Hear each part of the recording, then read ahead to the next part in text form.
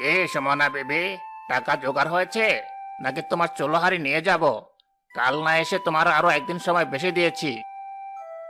এই নিন মহাজন, আপনার পুরো টাকা এখানে আছে, গুনে নিন। কি, এত টাকা? সব একেবারে? কোথায় পেলে এত টাকা? চুরি ডাকাটি করেছিস নাকি? যার দেওয়ার তিনি দিয়েছেন। আপনার সাথে আমাদের সব দেনা পাওনা শেষ। এখন আপনি আসতে পারেন, আমাদের আর বিরক্ত করবেন না। মহাজন অবিশ্বাসী দৃষ্টিতে টাকা গুনতে গুনতে চলে যায়।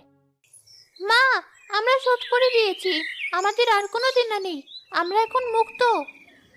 হ্যাঁ মা, সব ওই ছেলেটার জন্য, কিন্তু ছেলেটা তো আর এলো না। আমরা প্রতিদিন ওর জন্য অপেক্ষা করব মা, ও যেখানেই থাকুক ওকে আসতেই হবে, আমরা ওকে ধন্যবাদ জানাবো। ঠিক আছে, আমরা প্রতিদিন রাতে ওর জন্য শেষ পিঠাগুলো তুলে রাখবো।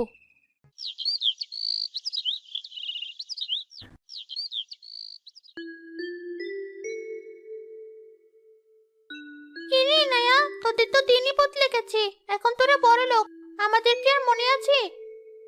ছি সরাইয়া, এমন করে বলিস না, তুই তো আমার বান্ধবী। আয় বস, পিঠা খা। না, খেতে আসেনি, দেখতে এসেছি। পুরো এলাকায় তোদের নিয়ে কথা, সবাই বলে তোরা নাকি আলাদিনের চিরাগ পেয়েছিস। আমাদের চিরাগ হলো মানুষের দোয়া, কিন্তু জানিস এত কিছুর পরেও আমার মনে শান্তি নেই। কেন, আর কি চাই তোর? টাকা পয়সা সম্মান সবই তো পেয়েছিস, তোর মায়ের মুখে এখন আর চিন্তার ছাপ নেই। সবই পেয়েছি, কিন্তু যার জন্য পেয়েছি তাকেই হারিয়ে ফেলেছি। সেই যে ছেলেটার কথা বলেছিলাম তোকে, সে আর কোনোদিন ফিরে আসেনি।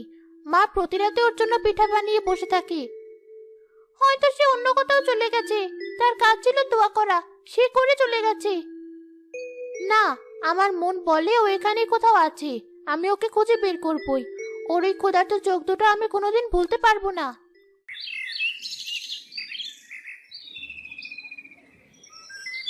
এই কি সেই বিখ্যাত সুমনা বেবির পিঠার দোকান, যার কথা পুরো শহরে ছড়িয়ে পড়েছে? জি জনাব, আসুন ভেতরে বসুন, আপনাদের সেবা করতে পারলে ধন্য হব।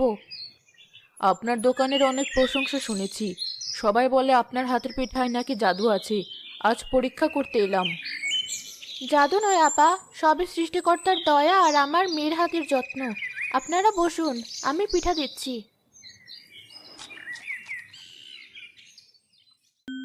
অসাধারণ, অবিশ্বাস্য।